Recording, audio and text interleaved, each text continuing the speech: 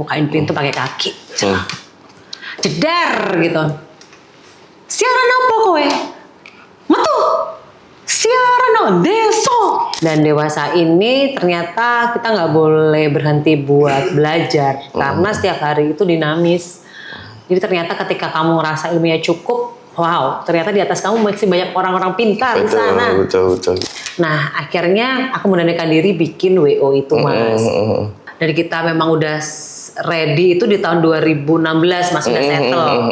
Tapi adanya di Ulfa Merdeka Party Planner ini sudah ada di tahun 2013. 2013, benar. Itu yang ngejalanin aku sama Hendra. Iya. Hendra bagian produksi, aku bagian bikin flow-nya acara. Flow acara. Jadi gitu. kalau pagi aku ketok-ketok backdrop, malam aku udah make up.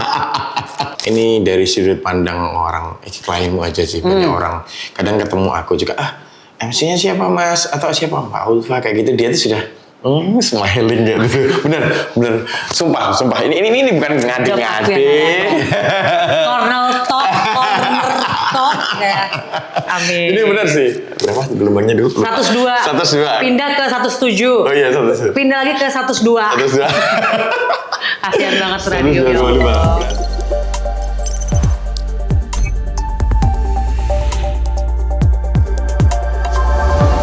Oke, kembali lagi di Sudut Kabar, di mana semua ada kabar, dan kembali lagi di Corner Talk. Kita bicara panjang lebar tentang banyak hal, dan kali ini the one and special Ulfa Merdeka. Ya ampun, thank you. Aku adalah orang keberapa ini sebagai gestar. Dan ini seru banget ini. Gak expect aku bisa ngundang Ulfa Merdeka di Corner Talk ini. Alhamdulillah dijawab, Rek. Ini bestie sejak lama ya. Kita kumpul dari tahun berapa ya? 2010. 10 Iya, 10 itu udah mulai kenal deket loh Mas itu ya kan. 2000. Di Beras kan. Beras, oke. Itu pertemuan pertama kenalnya. Siapa sih yang gak kenal Ulfa Merdeka? Itu anak-anak di belakang itu. Jangan lupa ya poin Gen Z gitu. Ulfa Merdeka, ketik aja wes sejelas dor pokoknya lah. Amin ya, baik. Sis, ya. Ini nggak usah kenalan, soalnya banyak orang yang udah tahu. Tapi aku penasaran dari Ulfa Merdeka. Satu pertanyaan pertama. Betul Mas. Kok Ulfa Merdeka ini mau? Itu namanya. Saya spill dah. Maksudnya ada cerita spesial khusus atau iseng aja lah gitu, pas-pas gitu aja. Ulfa Merdeka itu keren aja. Ada sejarah gak soal itu? Ya Allah, itu nama yang sering dipertanyakan apakah itu nama KTP loh, Mas Ken. Tapi sebenarnya bukan nama KTP. Nama KTP itu adalah Isti Ulfasari. Keren aja deh. Keren. Kenapa Ulfa Merdeka saat itu tuh? Aku cuman kayak ngasih sign ke pacarku dulu di tahun 2007-2008. Aku tuh sebenarnya pengen kayak keluar dari toxic relationship gitu loh Mas. Terus akhirnya aku tuh kayak ngasih sign bikin username Ulfa Merdeka di Friendster. Ayo, ada yang ngerti gak Friendster? Ada yang tahu gak Friendster? Friendster ngerti gak? Gak ngerti tuh, gak ngalamin tuh. Aku sedih ludok gitu. Langsung ganti Facebook saat itu. Terus habis itu kan ya udah, aku tuh nggak tahu harus bagaimana karena nggak bisa keluar kan dari hubungan itu. Akhirnya aku kayak ngasih sign gitu aja di usernameku. Terus akhirnya kepake di Facebook, kepake di Twitter, di Instagram, sampai nama panggung. Ya wes keterusan karena udah ke-mention nama itu, kayaknya nama itu juga jadi hoki ya Mas ya. Ya kan? Tapi orang tahu kalau ngomongin Ulfanya, Mbak Ulfa siapa? Ulfa Merdeka gitu. Kamu sekolah kan kayak gitu juga kan. Kenapa ya? Lucu aja kayak namanya King Nasar. Kan jadinya kayak jadi trademark. Ken Jendreng gitu kan, jadinya satu trademark yang nggak dimiliki sama orang lain. Akhirnya ya wes kepake aja Mas. Gitu. Tapi keren juga sih. Sekarang bisa disebut apa sih? Aku BU butuh ubet ya. Pasti kalau kita kan karena punya anak banyak ya Mas, kayak sama juga. Pasti apapun itu akan diusahakan untuk terus keangkat personal brandingnya, terus bisa marketingan tiap hari. Karena sebenarnya esensi dari kita itu punya bisnis, itu kan pastinya sebagai owner juga tidak boleh tenggelam ya namanya. Makanya aku sekarang itu sibuknya sedang gencar-gencarnya olahraga. Kasih apa aja? Pedal, terus sekarang ikut salah satu tempat gym dan di endorse, alhamdulillah. Karena setiap hari kayak ngepost tentang healthy lifestyle. Akhirnya aku ikut brand yang cukup terkenal juga di Kediri.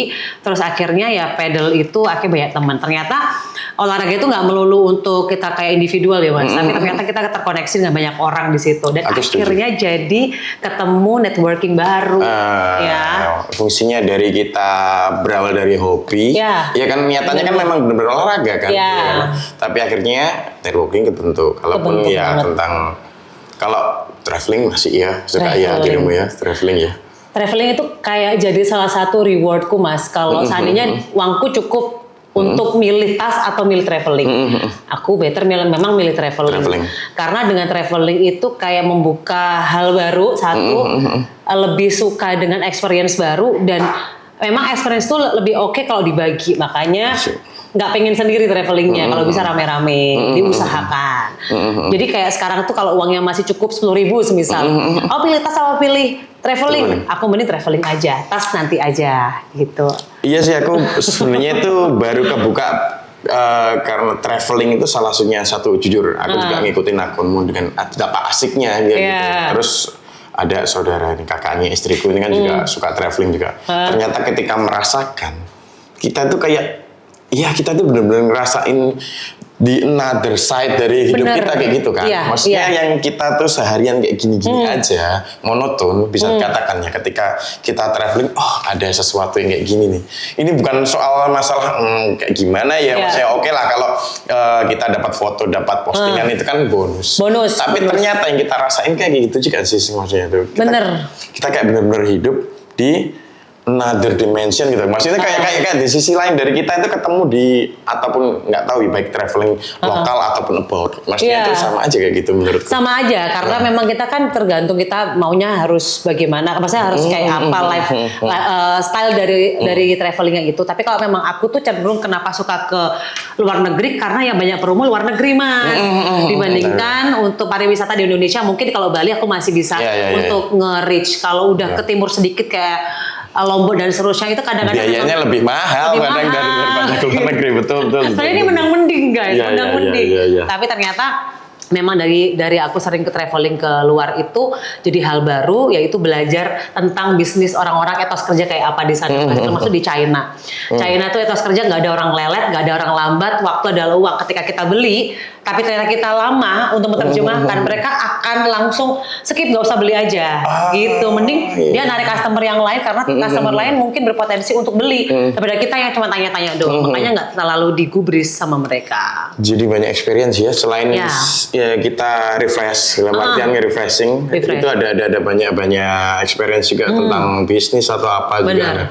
Oke, perlu diketahui teman-teman yang baru tahu Ulfa Merdeka ini juga punya banyak bisnis di sampingnya. Selain dia itu announcer, mungkin bisa dikatakan traveler juga sekarang itu sering ke luar negeri atau apa juga. Ada juga wedding organizer. Jadi kalaupun ada keperluan mungkin party, wedding atau apa, calling aja nanti akan ada ini dikepoin ini. Ingat aku ya. Yang paling pertama di Kediri ya. Iya, paling pertama di Kediri. Memang seperti itu sih. Aku juga menyaksikan perjalanan dia ini luar biasa banget. Asli luar biasa banget nih juga. Jadi selain kesibukan sekarang itu kita flashback dikit boleh? Boleh. Jadi dulu kita kenal itu Ulfa Merdeka ini adalah sebagai announcer sebuah radio. Radio ternama, cukup keren lah di Kediri saat itu buat tongkrongannya anak-anak muda ya. Anak radio muda, anak muda radio. anak radio. Dan kalau boleh sharing nih, fansnya banyak banget. Fansnya saat itu banyak banget. Tapi aku kalah sama Nancy loh.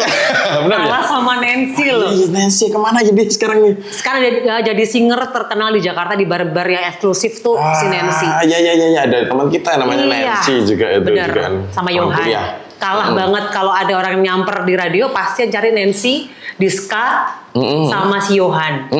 Kita udah kalah pamor sebenarnya. Tapi sih sebenarnya saat itu kamu itu benar-benar sampai orang itu nungguin, dalam artian nunggu sekedar tahu kamu masuk radio dan siaran ataupun sekedar stay tune di gelombang radio itu berapa gelombangnya dulu? 102. Pindah ke 107. Oh iya 107. Pindah lagi ke 102. Kasihan banget radio ya Allah. Bras FM, oke. Labras sore. Dan macam-macam keren. Jadi saat itu memang situasinya radio itu jadi kayak apa ya? Kalau sekarang mungkin lebih aku gambarinnya seperti tongkrongan kopi-kopian kayak gitu. Nah, yoi. Ada fans militannya, Mas. Betul. Iya kan? Karena tiap radio biasanya punya kafe. Kemudian Bras kan juga ada kafe juga. Ya. Jadi di situ kita nongkrong sama announcernya, sama penyiarnya, kayak gitu. Terus kita bisa ngobrol-ngobrol kayak gitu kan. Jadi seru banget. Dan nggak jarang kita bisa ketemu artis promo di radio, promo single, iya kan? Ingat jadi Armada, Cangcuters dulu, Ya. hampir tanpa bayar loh. Nah benar. Ya. Dan aku fans Cangcuters kan aku. Itu Ya, fans ya, ya. Jadi saat itu juga nungguin cuman gara-gara Cangcuters mau talk show di radio. Rolling Stone apa promosi. Cangcuters? Ya turunannya sih. Rolling Stone apa Cangcuters? Jadi selama di radio ataupun mungkin nanti aja kalau transfer lagi. Selama di radio ada pengalaman seru nggak? Maksudnya ada yang nembakin misterius kayak gitu, model kayak gitu ada nggak? Atau mungkin waktu siaran tiba-tiba mati lampu, hal-hal yang paling memorable bener apa sih waktu di radio itu? Ya banyak banget ya, karena dari radio itu aku jadi banyak tahu tentang dunia showbiz, Mas. Dari radio juga yang terkoneksi menjadi presenter TV di KSTV. KSTV. Terus dari radio juga aku akhirnya berani untuk nge-explore public speaking aku. Akhirnya ikut kayak Duta Lalu Lintas, Inu Kirana. Itu dari radio. Aku berterima kasih sekali kepada Fadil yang saat itu sebenarnya dia nggak pengen milih aku untuk jadi penyiar tetap. Aku rayu dia, Bang, aku pengen jadi penyiar tetap. Kalau bisa tolong banget, aku tidak akan menyanyiakan pekerjaan ini, kayak gitu. Dan alhamdulillah dari situ pengalaman demi pengalaman yang akhirnya nge-MC sehari dibayar 100.000 dari full day ya, pagi sampai malam. Dari situ aku ditempa banyak hal. Dan Fadil adalah guru terbesar, Fadil adalah guru terbesar yang terus ngedrill aku gitu, Mas. Bilang baik, bilang enggak, kasar iya. Aku pernah inget banget saat itu tuh lagi talk show tentang band newcomer. Namanya Maisin, sekarang udah nggak ada. Maisin kayak jebolan. Dulu jebolan apa namanya, Mas, kayak pencarian bakat kayak itu. Ya, Dream Band kayak gitu kan model gitu ya. Anak-anak belum relate tahun 2000 berapa ini. Nah, di situ aku tuh inget banget waktu wawancara, aku tuh kayak ke cetus kata-kata yang agak sedikit kampungan. Yuk mari kita setelkan lagunya Maisin kayak gitu. Jangan Maisin itu orang Bandung, Jakarta Barat atau gimana aku lupa. Jakarta Barat, antara Jawa Barat atau mana aku lupa. Pokoknya daerah barat sana. Terus tiba-tiba Fadil itu kayak dia itu nge-monitor dari rumahnya dia. Terus dia langsung menuju ke Bras untuk langsung bukain pintu pakai kaki. Jedar gitu. Siaran apa kowe? Metu. Siaran no deso. Di depan anak bandnya. Itu posisi masih on air. On air cuy. On air. Fadil ya. Masih ingat banget. Jadi kalaupun yang lagi dengerin pasti denger suaranya kayak gitu kan? Pasti denger. Gila. Untung gak ada record system ya kayak sekarang ya. Pasti denger. Karena jeder langsung dia teriak. Langsung aku kayak shock. Anak-anak band yang di situ tuh juga shock langsung. It's okay, gak apa-apa. Bilang gitu anak-anak band yang gak apa-apa. Ngaleh, betul. Langsung Fadil yang take over untuk siaran sama si bandnya itu. Aku di luar kayak udah, oke, nggak apa-apa, nangis banget. Tapi akhirnya besok Fadil juga minta maaf ya next kalau kata-katanya untuk radio ini kan segmennya anak muda dan kita nge-build-nya itu sebagai anak-anak kekinian. Seharusnya kata-kata yang radio mungkin untuk arah-arah orang tua dan lansia itu jangan dibawa ke situ gitu. Segmented banget ya memang. Segmented banget saat itu. Dan itu jadi pengalaman tertinggi bahwa ternyata meregulasi emosi itu juga penting loh. Betul. Kita harus menempatkan diri untuk ketika marah ketemu dengan fans yang datang tapi dia nyelonong dan agak sedikit lancang itu udah biasa zaman dulu itu kayak gitu tuh guys. Terus mereka minta tanda tangan tapi langsung ke ruang studio itu hal biasa. bagaimana cara kita merespon aja sih Mas saat itu. Dan akhirnya dari situ kan aku ngecontoh Fadil cara dia itu memberikan leadership ke anak-anaknya. Akhirnya nggak enak juga ya kalau kita marah-marah terus, energi kita yang habis dan kita akhirnya nggak bisa kayak ngomong yang jernih, karena saat emosi ngomong itu sangatlah kacau. Kacau. Ya, Jangan kacau. dihindari aja. Ketika marah ya sudah, redam dulu aja emosinya, baru setelah itu marah nggak apa-apa. Keren nih. Itu Mas, itu pengalaman yang aku masih ingat sampai sekarang, dan aku udah nggak berani lagi untuk talk show sama artis. Iya, saat itu ya emosinya tuh. Iya, karena band zaman dulu ya Mas, kan pasti ingat juga. Band itu kayak Cangcuters, Armada, Kotak, itu pasti nyamper ke radio. Iya. Untuk Iya promo kan? single pasti nyamper ke radio dia. Email dulu, ada jadwal, ambil nggak nih radio. Nah gitu, pasti. Dan yang dipilih pasti radio-radio di kelas atas di kota-kota kita ya. Gitu. Dan segmennya di situ, di Bras itu gitu. Bener-bener masih kepikiran sih ceritamu nih gini. Untuk diketahui teman-teman, yang diceritain saya tadi si Fadil. Jadi Bang Fadil kita nyebutnya itu salah satu penyiar senior di kota kita. Yes. Jadi aku hormat tangan 4 tinggal ada tangan 4 sama dia tuh. Jadi beberapa announcer, MC, influencer atau apa yang ada di kota kita itu, mungkin yang sekarang juga sudah go nasional bahkan regional, itu produk dia. Ya, aku akuin. Itu produk dia, dan kapan nanti aku mau undang dia ke sini, Harus. pengen ngobrol deh sama dia tuh. Dia Harus. itu aku juga kenal lama juga dengan dia, baik juga. Memang saat itu ada program penyiar tamu dari dia. Aku juga jebolan situ Betul, Mas. bahkan ada program yang namanya penyiar tamu di Radio Bras saat itu. Jadi beberapa segmennya pelajar untuk siaran, ada kesempatan siaran sampai benar-benar ditempa betul. Jadi Gen Z dengerin ini kakak-kakak milenial nih. Jadi pressure kerjaan saat itu kita sampai segitunya. Sampai segitunya kan. Dan memang Fadil itu bagusnya ya, meskipun dia itu sekeras itu, memang karena bukan orang Jawa. Kita akuin, dia kalau ngomong itu jujur. Iya. Ngomong jujur. Adanya. Dan dia kalau suka dengan penampilan orang, dia bakal ngomong jujur juga. Tapi memang itu dia teman-teman, zaman dulu itu belum ada yang kayak soft spoken zaman sekarang ini. Jadi kenapa mental anak-anak milenial itu sering banget terbiasa dengan pressure, dan mungkin ngedrill ke anak-anak bawahnya Gen Z itu dengan cara milenial. Itu sebenarnya bukan ada alasan atau niat buruk ya, tapi memang kita dulu pernah melakukan ini banyak hal. Tahun 98, COVID, macam-macam hal, mau kiamat 2012. Jadi kayak hal-hal yang sekarang lebih terasa light tapi dibikin berat sama anak Gen Z, itu kadang-kadang kita sepelein. Kadang-kadang kita memang mau kurgono tok loh. Tapi memang kita nggak boleh compare sama kenyataan mental health anak-anak zaman sekarang. Makanya kita pengennya merangkul, bukan ngedrill sebenarnya. Iya, merangkul, mencoba begitu. Emang Fadil itu terbaik sih Mas Ken. Iya. Aku banyak kesan juga sama dia sih. Maksudnya itu sampai dulu itu sempat ngobrol. Aku tuh salah satu pendengar dia waktu dia di radio sebelumnya. Aku tuh cuma ngepoin tanya, Bang, dulu itu nggak ada sound effect. Dulu itu kita sulit banget cari sound effect. Kalau bikin iklan kan kayak gimana Bang? Ini ada yang menarik Mas. Kalau kita bikin iklan motornya bawa masuk studio, rekam lah motor itu. Jadi sampai segitunya, maksudnya kalau sampai kepikiran segitunya gitu. Dia tuh makanya idenya gila banget sih. Dia itu anak orang gila itu. Itu lucu, itu lucu, dan dulu memang dia itu cocok banget bersanding bersama Mbak Mega almarhumah Mega. Iya. Dia itu nge-MC yang Mega Fadil. Masih ngikutin aku. Masih ngikutin. Dan Fadil itu adalah satu-satunya MC untuk di job event manapun ya, Fadil Mega. Iya, Fadil Mega. Bayangin dulu belum ada MC kayak sekarang, hampir puluhan ya. Dulu cuma ada 5 paling. Mas Kendi, Mbak Emma, Fadil, sama itu Mas Abi tuh masih belum naik. 5 nggak ada, guys. Bayangin, Fadil di mana-mana. dan kliennya dia banyak banget. Jagoan, dia itu jagoan dulu soal klien, service klien itu dia terbaik tuh. Terbaik. Dia terbaik.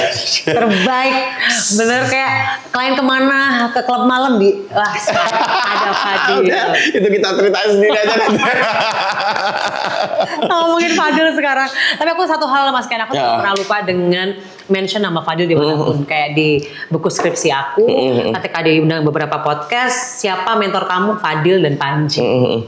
Itu pasti akan aku terus mention namanya, karena berkat orang itu akhirnya aku punya bisnis. Berkat orang itu akhirnya aku bisa belajar banyak tentang public speaking dan dunia broadcaster.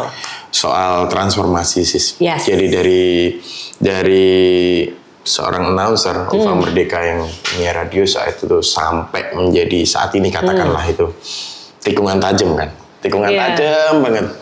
Itu menurut sister kayak apa sih? Bisa ngejelasin nggak? Maksudnya transformasi yang nggak mudah banget itu dari seorang Ulfa yang hanya di depan mic siaran sampai menjadi MC. Saat itu aku ngikutin juga sih kamu tuh nge-MC sehari sampai 3 kali jadwal tuh pernah dijalanin. Aku mau kok Jadi dia nge-MC pagi ada, siang nanti mungkin siang nanti sembari siaran, terus buru-buru setelah siaran dia cepat soalnya nguber malam hari ada job itu juga naik motor. Nah naik motor gitu lah. Soalnya aku nongkrong di radionya dia, soalnya aku nongkrong sama anak band saat itu. Sama siapa Mas dulu Mas? Banyak sih kan yang nongkrong yang. Aduh jangan.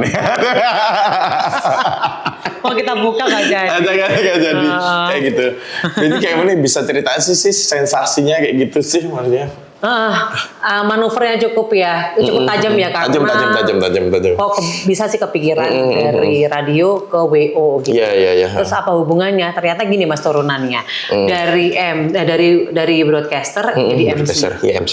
Karena semudah itu untuk kita dapat link. Karena zaman dulu itu untuk yang pengen iklan ke radio, brandnya itu datang ke radio, bukan kita yang propose gitu. Mereka datang sendiri terus mereka kenalan sama kita. Mereka ada event, kita diminta untuk jadi MC. Itu kelebihan dulu zaman dulu untuk jadi MC. Di era presenter atau era broadcaster. Terus pas jadi MC itu ternyata enjoy ya, ketemu banyak orang, ketemu banyak klien, dan ternyata klien tersebut tuh butuh rundown Mas. Akhirnya mau nggak mau kan dulu nggak ada IO sama WO yang kayak sekarang ya. Iya sekarang banyak sih. Akhirnya MC suruh diminta jadi rundown. Akhirnya nge-brief juga, ini gimana sih Mbak cara untuk bookingnya, di mana ya kira-kira vendor A, B, C gitu. Akhirnya kita ngasih tahu. Nah lama-kelamaan kenapa nggak kita komersilkan aja ini jasa kita untuk nge-brief dan bikin rundown ini. Akhirnya bikin Ulfa Merdeka Fortune Party Planner. Panjang ya. Fortune Party Planner. Susah. Terus itu tuh masih di kayak acara ulang tahun Mas. Yang aku kenceng banget ulang tahun. Aku pernah ngetim loh 2 kali, sumpah. Di mana? Waktu itu di Cafe Sani. Ingat gak? Cafe Jalan Sani Cafe. Sani. Iya di Sani. Saat itu ulang tahun bener. Karena awalnya Mas Bejo, bener sih Mas Bejo kan ngetim di situ. Terus dia tiba-tiba gak enak badan. Aku bantuin, aku gantiin ini. Ini acaranya Ulfa. Oke. Kan rumahku seberangnya sih. Seberang itu kan rumahku kan, masuk gang itu kan rumahku. Jadi aku tinggal nyebrang aja ganti baju. Lupa loh deh. Bener 2 kali. Di situ juga saat itu ini. Aku senang juga sih lihat ini ada Ulfa Merdeka Party Planner kayak gitu. Dulu hype banget teman-teman kalau ada Sweet 17 pasti nih Ulfa nih pasti yang dulu banyak, sekarang kok jarang ya. Karena mungkin ayo dong.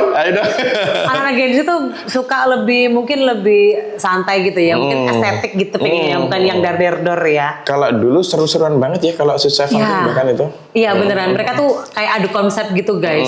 Terus dari ulang tahun itu ketemu sama satu klien asal Jombang sama asal Tulungagung. Kakaknya tuh mau nikah, karena di Jombang belum ada wedding. Organizer. Akhirnya aku diminta untuk handle juga. Dan situ aku belajar. Oh ternyata wedding organizer tuh hampir sama kayak kita ngurus ulang tahun ya. Kayak ngurus secara batin, secara visual itu kan diurus banget ya ulang tahun juga. Nah akhirnya aku menandakan diri bikin WO itu Mas. Dari diminta klien yang dia itu ulang tahun terus akhirnya kayak getok tular gitu loh Mas. Dan akhirnya berani bikin WO. Dari kita memang udah ready itu di tahun 2016 Mas sudah settle. Tapi adanya di Ulfa Merdeka Party Planner ini sudah ada di tahun 2013. 2013 benar. Itu yang ngejalanin aku sama Hendra. Iya. Hendra bagian produksi, aku bagian bikin flow-nya acara. Flow acara, kayak Jadi gitu. kalau pagi aku ketok-ketok backdrop, malam aku udah make up. Ya ampun, Kipli juga timku dulu Kipli. Iya. Dulu dia kemana aja sih, dia tuh nempel di siapa saja sih dia tuh. Pioner, ada di mana-mana. Gitu Mas. Jadi kalau sekarang itu banyak show director, stage manager. Kalau dulu tuh luar biasanya, di handle satu orang namanya MC, men. Iya. Kok bisa Bikin ya? rundown. Telan udah siap belum?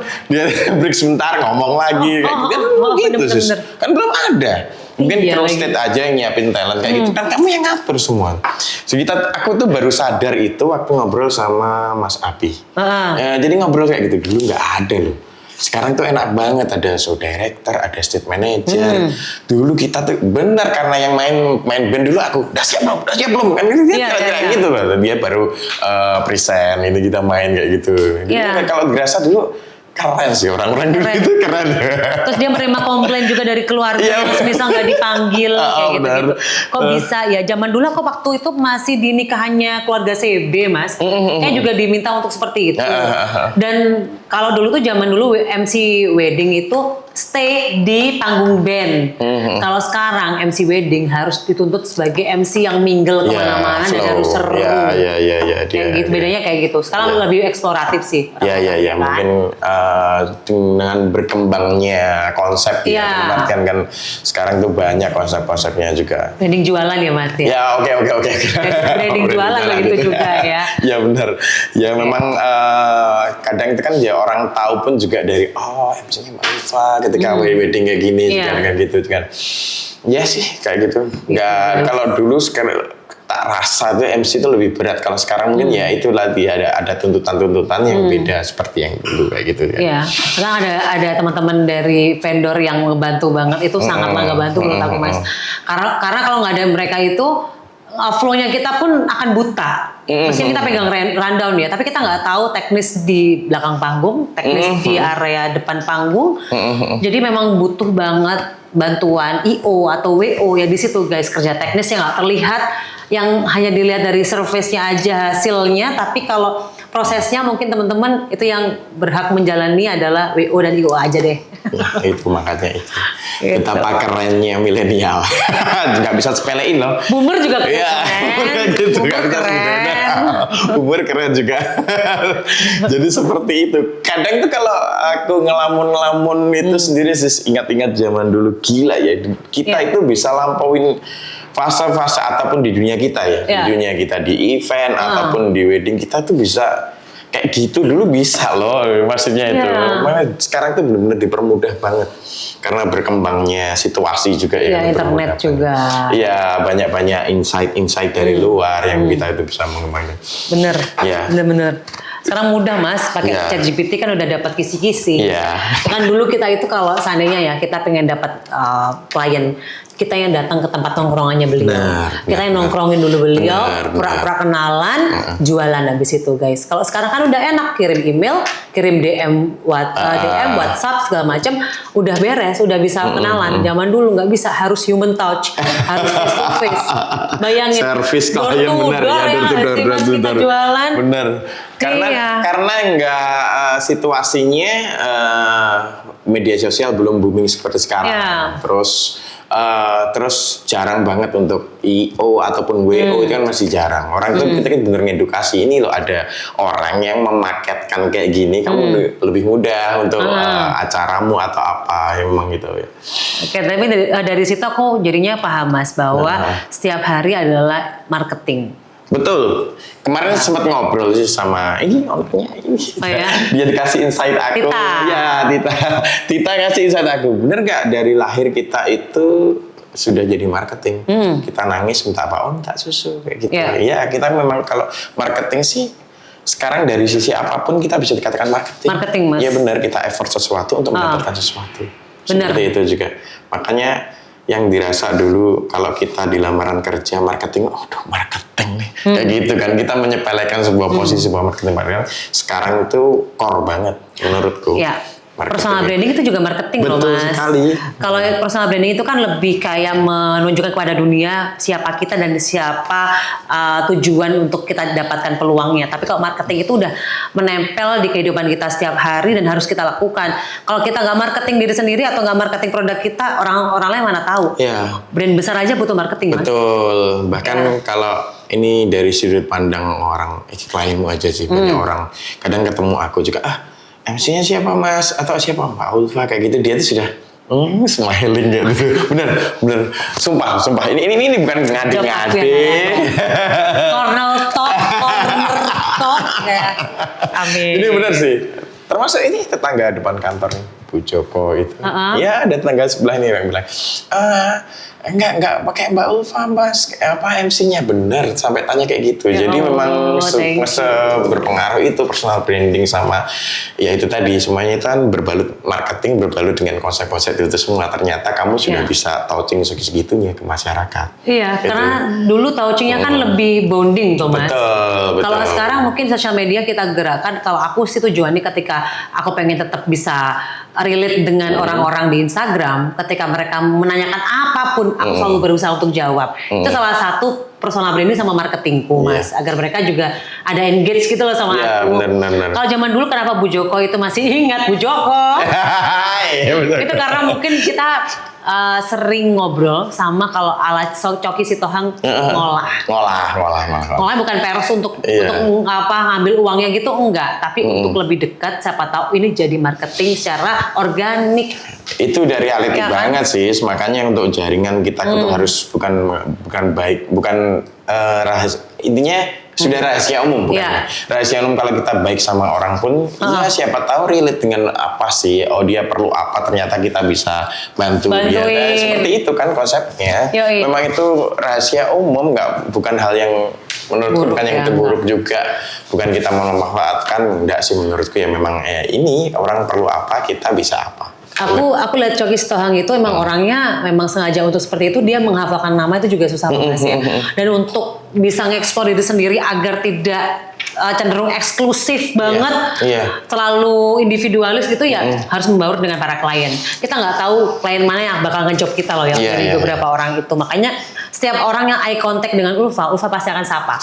Di mall dimanapun. Aku juga takutnya ada yang kelupaan bahwa kita tuh pernah bekerja sama di masa lalu. Iya, betul. Iya. Tapi nggak jarang kan kayak gitu kan, ketemu orang, aduh siapa? Terakhir ketemu di mana ya? Jadi sebenarnya untuk remind aja sih.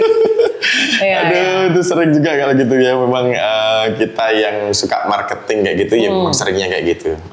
Sis, ini aku mau tanya-tanya hal seru nih. Aduh, apa tuh? Takut. Indah. Ini lebih santai ataupun bisa jadi sharing pengalaman, juga bisa jadi mungkin ini sebagai kuliah kehidupan juga bisa jadi. Apa nih? Ya soal kehidupan aja sih. Dari kita yang seru-seruan kayak gitu dengan sekarang kita di usia yang sudah menginjak kepala ini. Menginjak kepala ya tapi kita ya Mas ya. Iya. Aku nggak pengen kelihatan tua Mas. Nggak ada kayak gitu. Kalau aku juga berprinsip, aku sharing sama istriku juga jangan pernah merasa tua kamu. Karena umur itu cuma soal angka sih menurutku. Ternyata dengan anak yang berjarak, teman-teman yang ada di sini kita berjarak beberapa ratus tahun juga fine aja. Menurutku juga. Cerita soal kehidupan sis. Dewasa ini kayak gimana sih yang dirasain? Setelah ya kita tuh mengalami berbagai fase mungkin hingar-bingar udah habis kita. Aku sama kamu mungkin sering ketemu di sebuah tempat lah. Sebutkan nih. Gak usah sebut lah. Terus fase mungkin kita hype banget sih ketika aku main band, kamu MC-nya. Itu udah terlewati juga. Terus kita saling undang di pernikahan kita, itu juga kita sudah pernah juga. Terus dewasa ini kayak gimana sih kalau boleh sharing sih? Nanti aku bisa nambahin juga, aku coba pengen sharing. Biar mungkin another side dari kita itu orang itu juga tahu. Sebenarnya kadang juga dirasa mudah juga mudah, enggak kayak gitu. Orang kan lihatnya kan sekarang itu ketika Ulfa sedang masuk di satu dunia atau mungkin di sosial media juga kelihatannya baik-baik aja. Memang itu yang pengen kita tunjukkan ya Mas ya. Betul, harus. Apa yang dilakukan business owner setelah jam 12 malam pasti sama juga pasti ada yang dilakukan kan ya. Alhamdulillah mungkin karena sudah ditempa bekerja sejak SMA kelas 3, akhirnya ketemu banyak hal di masa yang udah dijalani ini masa mendatang juga itu akhirnya kayak bisa ya ternyata melampaui ini semuanya dan ternyata bisa yang melewati fase-fase gagalnya. Jadi dewasa ini kayaknya memang di tahun-tahun yang Gen Z ini agak sedikit berat ya Mas. Transisi pemerintahan juga mempengaruhi. Ini ngomongin lanjut gak pemerintahan ini? Gak berani ya? Gak apa-apa sih, bebas aja. Aku juga udah gak berani ngomongin politik Mas, kapok. Iya. Banyak keputusan yang salah, banyak pilihan yang tepat juga. Jadi alhamdulillah ketika ada willingness buat hidup itu selalu lihat satu anak sendiri, yang kedua anak-anak. Itu yang bikin bertahan ya kan. Dan dewasa ini ternyata kita nggak boleh berhenti buat belajar karena setiap hari itu dinamis. Jadi ternyata ketika kamu ngerasa ilmunya cukup, wow, ternyata di atas kamu masih banyak orang-orang pintar di sana. Betul. Jadi kenapa Mas, aku tuh sempat untuk menarik diri karena setelah aku hamil itu kan BB aku naik banget. Jadi setiap orang yang melihat itu langsung ngomong, wow, besar sekali kamu gitu. Nah, aku sempat insecure dan sempat tidak mau untuk terlihat di publik saat itu Mas setelah selesai aku melahirkan. Terus akhirnya aku butuh uang tuh untuk melanjutkan hidup. Meskipun aku juga ada teman-teman BO yang membantu ya. Tapi kayak MC itu adalah dunia tersendiri untuk aku, untuk stress release juga ketika di atas panggung. Aku sempat menjalani tidak diterima dimanapun loh saat itu Mas. Benar? Iya, saat itu di BB aku yang segede gaban itu tidak diterima. Ternyata ada beberapa orang yang tidak menerima secara terang-terangan karena mungkin masih dalam keadaan body yang belum ideal. Tapi ada juga orang-orang baik yang dia tetap ngejob, memperbolehkan aku untuk pompa ASI sebentar, ada break waktu. Berat banget gitu. Aku terima kasih banyak untuk klien-klienku yang masih percaya. Terus aku tuh juga langsung ngepasarin aku red card aku Mas. Aku nggak nurunin tapi aku akan ngasih komisi lebih banyak ke mereka demi aku bisa mendapatkan pekerjaan untuk MC lagi. Karena takut kan kalau kita nggak terus kita naikkan kan, maksudnya kita nggak terus kelihatan kan orang akan lupa sama kita. Nah dari situ aku ngerasa insecure banget. Akhirnya kelihatan nih orang-orang yang memang baik sama yang memang selama ini kurang baik sama kita jadi kelihatan. Karena di saat aku jualan, aku nge-sales diriku sendiri itu ada orang-orang yang mencibir. Kok nggak malu untuk propose minta job ke orang lain? Bagiku nggak masalah, yang penting kata-katanya bagus kan. Yang penting cara tekniknya bagus. Bagi aku nggak masalah. Terus habis itu yang pertama bikin aku kayak ya udah kilas balik, yang bikin aku ngerti bahwa ternyata aku perlu hidup sehat. Akhirnya aku diet lagi, akhirnya kembali ke duniaku lagi dan makin banyak jobnya. Alhamdulillah. Amin. Itu fase dewasa yang ternyata nggak semua orang itu cocok dengan visual yang kamu miliki. Itu tuh ada like and dislike dan orang akan bisa berubah sewaktu-waktu Mas. Ternyata kayak gitu ya. Showbiz kan memang yang dilihat adalah selain apa yang kapabilitas yang kita miliki, adalah visual yang kita miliki. Itu nggak bohong kan? Iya benar, itu reality. Iya kan. Ini bukan berarti aku itu harus bilang orang-orang yang mungkin obes itu bakal terasa terkecilkan, enggak guys. Tapi dari sisi aku ngambil konteksnya adalah ternyata ketika kita dalam keadaan low banget, lowest point, ternyata memang terlihat di situ orang-orang yang baik, orang-orang yang tulus sama kita. Konteksnya di situ dulu ya. Tapi kalau healthy lifestyle itu adalah pilihan Mas. Pilihan, bener. Aku juga aware sih masalah itu. Karena aku pengen hidup lebih lama lagi sama anak aku. Kalau kamu gimana? Sama sih juga seperti itu. Jadi istri sih yang sering ngingatin. Kadang itu pola hidup kalau aku sudah titik balik dari kehidupan yang nggak bener itu di 2018 bener. Setelah sakit, kan pernah beberapa kali sakit, liverku kena Kenapa itu tuh? ya karena itulah. Jangan dicontoh ya. Ya itu yang contoh saat itu memang belum menjadi titik balik bahwasanya kesehatan itu memang investasi yang utama. Yes, Mas. Ya terus lagi-lagi juga gitu. Kalau ngomongin soal kehidupan tadi ya, 18 sakit-sakitan. Terus. Ada dadedor. Ada dadedor. Tahu gak ya? Aku harus divorce saat itu juga kan. Terus setelah itu ada corona datang. COVID. Oh iya. Gak ada duit masuk tuh, Mas. Habis sama sekali. Aku bener-bener, sorry saya kalau boleh jujur pun, makan aja susah. Ya Allah, sumpah Mas. Sumpah. Tabungan habis. Tabungan habis karena aku habis peristiwa itu ya. Aku harus benar-benar menguras tabungan. Benar-benar aku mulai dari nol lagi, bahkan minus. Aku cuman bertahan dengan satu motor, pakaian, sama beberapa gitar. Aku jualin satu persatu. Banyak teman-teman yang sama lagi di kondisi yang baik. Aku beli ini, jual ini gitarmu yang branded ini aku beli dengan harga yang aku nggak bisa bilang. Terserah deh, pokoknya bisa buat makan. Bener sih. Wow. Salah satunya Mas Bejo beli satu gitarku dan untuk ya bener-bener untuk makan saat itu.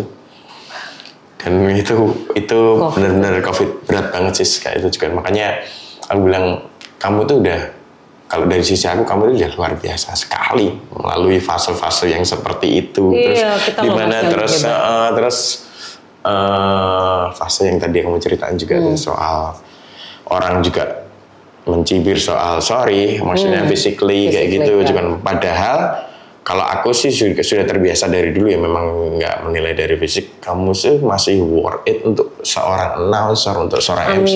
Sebenarnya orang dengan value ya, value yang seperti kamu dengan rekap yang kamu sebar ke orang-orang itu worth it menurutku. Kamu juga sudah di bidang apapun, maksudnya di agenda acara apapun kamu bisa menguasainya dengan baik. Amin. Bener, bukan karena ini lagi podcast di sini sih sebenarnya. Nanti kalau MC lain ngomong gitu juga nggak sampean? Gak pernah. Kebetulan belum ngobrol sama MC lain sih sebenarnya. Makanya dia the one and only spesial nih, Ulfa Merdeka dulu nih yang kesini nih. Tapi ya Mas, ya beneran deh, kalau masalah value itu memang nggak akan pernah habis di sepanjang masa. Cuman kan kita juga lihat market ya, itu requestnya seperti apa, kita juga harus ngikutin. Makanya kenapa Yuni Syara di usia 50 tahun lebih itu dia tetap mau olahraga, merawat diri, karena kenapa? Nggak semua klien itu cocok dengan value-mu. Mungkin cocok dengan dua-duanya, secara physically dan juga value. Nah, aku kenapa menjaga ini semuanya nanti biar di usia 50 tahun ke atas aku masih bisa dipakai. Amin. Karena satu value, yang kedua tetap fame, yang ketiga mungkin aku masih terlihat awet muda. Amin. Harapannya kayak gitu, masih terlihat seperti usia 30. Amin dong. Amin dong. Gimana sih teman-teman ini, amin lah. Kalau ada yang mau sponsorin rinoplasti boleh nih. Boleh lah. Ya, oke. Sis, panjang lebar. Ini daging banget hari ini obrolan kita.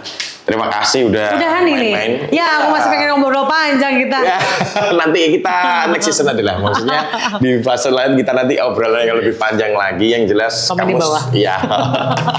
Kamu sehat terus pokoknya. Amin. Bisnis lancar. Amin. Semua orang terdekatmu, orang tersayang sehat semua. Sejahtera juga. Sejahtera. Amin. Dan yang paling jelas itu, yang satu aku salut buat kamu. Jadi memang ada hal yang tak petik itu adalah aku tuh belum pernah mereward diriku sendiri kayak kamu. Mungkin seperti traveling atau apa itu dari sebagai reward. Selain kamu belajar tadi ya. Selain kamu belajar, selain kamu ngajak anak-anak nih yang benar-benar membantu kamu tiap harinya. Itu kan sebagai self rewardmu menurutku. Iya. Nah kayaknya itu aku juga perlu ngelakuin itu deh. Jangan pelit-pelit sama diri sendiri. Benar. Kadang itu aku tuh hanya peduli dengan orang lain, kadang terlalu peduli dengan orang lain itu juga nggak baik juga. Nggak boleh. Benar sih. Jangan terlalu egois juga nggak boleh. Jangan terlalu untuk mikir orang lain terus kita juga nggak dipikirin. Karena kenapa Mas, kamu ketika traveling atau mungkin kamu self reward, satu yang kamu senengin adalah diri kamu. Kamu bisa recharge diri kamu, energinya lebih oke. Yang kedua ketika ke luar negeri atau traveling atau dimanapun itu, kamu bisa bonding sama keluargamu, Mas. Betul. Yang 24 jam bareng itu loh, yang obrolan nggak penting keluar itu loh. Itu yang jadi core memory, Mas. Benar. Ya, jangan pelit. Ya, thank you berat ya sis ya pokoknya. Ini spesial lah gitu. Amin. Ini nanti buat thumbnail yang bagus ya teman-teman ya. Foto yang cantik ya. Jangan lupa di tag kakak Ulfa, di tag nanti juga teman-teman. Jadi inilah the one, aku bilang the one yang spesial, Ulfa Merdeka. Dia itu Amin. selalu jadi sosok inspirasi banyak orang. Amin. Termasuk salah satunya ada saya juga. Amin. Jadi terima kasih buat teman-teman yang stay tune. Kita akan balik lagi kapan nanti main-main lah kesini Boleh. lagi, oke? Boleh, Kita mau ngobrol-ngobrol banget. banyak lagi, oke? Mau banget. Terima kasih teman-teman. Corner Talk, sudut kabar, berkabar ya. See you. Ya, terima kasih.